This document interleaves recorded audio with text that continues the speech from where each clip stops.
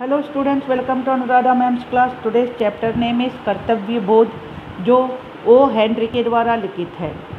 Helen Keller कहती हैं, सदैव कर्तव्य का साथ दो, निराशा कभी पास नहीं फटकेगी। यह कहानी दो मित्रों की है जो अपने जीविकोपार्जन के लिए इस वादे के साथ बिछुड़ते हैं कि हम पुनः उसी स्थान पर उसी जगह 20 साल बाद मिलेंगे। चलिए पाठ शुरू करते हैं। सिपाही अपनी प्रभावशाली मुश्तिक चाल में चहलकदमी कर रहा था। उस समय सड़क पर अधिक लोग नहीं थे, इसलिए उसकी यह चाल किसी पर रोब डालने के लिए नहीं थी। अभी रात के 8 ही बजे थे, लेकिन हवा के ठंडे झोंकों के साथ हल्की वर्षा के कारण मार्ग सुनसान था। वह उस क्षेत्र की दुकानों के ताले देखता हुआ आ रहा था और लग रहा था मानो शांति का साम्राज्य उसकी उपस्थिति के कारण ही है। एक स्थान पर उसकी चाल धीमी हो गई। एक दुकान के दरवाजे पर उसे एक आकृति दिखी जिसके मुंह पर अधजला सिगार था। सिपाही उस ओर बढ़ा तो वह व्यक्ति बोला, कोई खास बात नहीं है, मैं एक मित्र की प्रतीक्षा कर रहा हूँ। 20 साल पहले यहाँ एक रेस्तरां था। मैंने अपने मित्र से वादा किया था कि पूरे 20 साल बाद इसी स्थान पर हम लोग मिलेंगे। हाँ, सिपाही बोला, 5 साल पहले वह रेस्तरां बंद हो गया। दुकान के दरवाजे पर खड़े व्यक्ति ने अपना सिगार जलाया और प्रकाश में सिपाही ने देखा कि उस व्यक्ति का रंग गोरा था।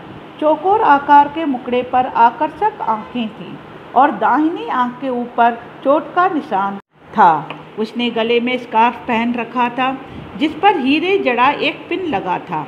वह व्यक्ति बोला, 20 साल पूर्व आज की रात मैं अपने परम मित्र जिमी के साथ रेस्तरां में खाना खा रहा था। हम दोनों यहीं न्यूयॉर्क में पैदा हुए और बड़े हुए। तब मैं 18 वर्ष का था और जिमी 20 का। दूसरे दिन सवेरे ही मैं न्यूयॉर्क छोड़कर दक्षिण की ओर अपनी किस्मत आजमाने वाला था। जिमी को भी बहुत कहा, परंतु वह तो न्यूयॉर्क को ही दुनिया का दिल समझता था। तो उस रात को हमने फैसला किया, 20 साल बाद इसी रात को इसी समय हम यहीं मिलेंगे, चाहे हमें संसार के किसी कोने से क्यों ना आना पड़े। काफ़ी रुचिकर लग रहा है यह सब सुनना, सिपाही ने कहा। लेकिन क्या इस बीच तुम दोनों में कोई पत्र व्यवहार नहीं हुआ? हाँ, कुछ दिन तक तो हुआ, परंतु 1-2 वर्षों पश्चात हमें एक दूसरे के ठिकाने पता नहीं रहे। और उधर दक्षिण अमेरिका में मैं भी एक स्थान पर अधिक देर नहीं रहा। लेकिन मुझे पूरा यकीन है कि यदि मेरा दोस्त जिमी आज जिंदा है तो मुझसे मिलने अवश्य आएगा और यह जानकर कितना खुश होगा कि मैं हजारों मील दूर उससे मिलने आया हूँ। उसने अपनी कलाई पर रत्न जड़ित घड़ी देखी और बोला, 10 बजने में 3 मिनट बाकी हैं। हम यहाँ से पूरे 10 बजे विदा हुए थे। लग रहा है कि आपने इन 20 वर्षों में काफ़ी धन कमाया है, सिपाही ने पूछा। बेशक, मुझे यकीन है जिमी ने मुझसे आधा धन तो अवश्य कमाया होगा। न्यूयॉर्क में जिमी जैसा व्यक्ति इससे अधिक क्या कर सका होगा। लेकिन उधर की ओर तो तेल व्यापारियों के साथ काम करने के कारण हर व्यक्ति की बुद्धि तेज हो जाती है। सिपाही अपनी छड़ी घुमाता हुआ चलने लगा और बोला, अच्छा, मैं चलता हूँ। आशा है आपका दोस्त आता होगा।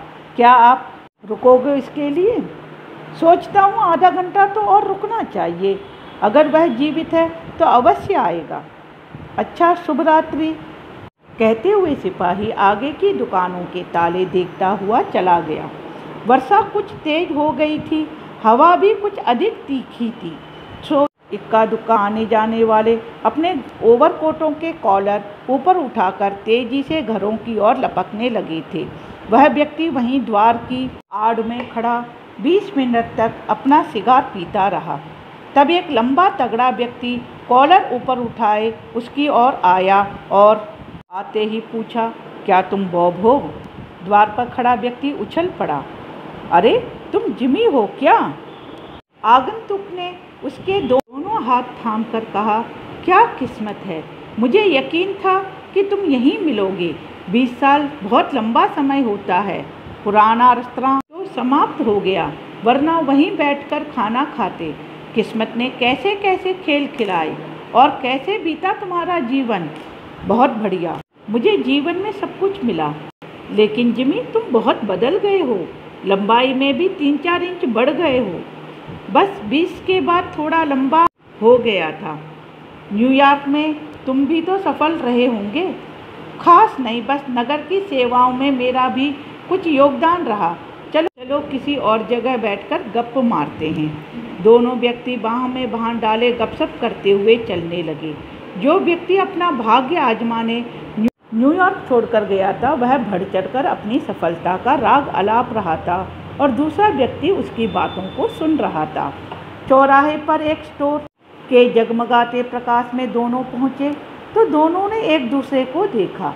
एक बोला, तुम जिमी नहीं लगते। 20 साल का समय बहुत है, लेकिन इतना नहीं कि एक आदमी की नाखी बिल्कुल बदल डाले। लेकिन 20 साल में एक अच्छे आदमी को बुरा आदमी बनाने का सामर्थ्य तो है। यह कहकर उस लंबे व्यक्ति ने आगे कहा, आप पिछले 10 मिनट से बंदी बना लिए गए हैं मिस्टर सिल्वी बॉब। शिकागो से आपको पकड़ने का आदेश हमारे पास है। आप चुपचाप मेरे साथ चलें, इसी में आपकी भलाई है। हाँ, मेरे पास एक लिखा हुआ पर्चा है जो आपको देने के लिए मुझे कहा गया है। इसे आप यहीं प्रकाश में पढ़ सकते हैं।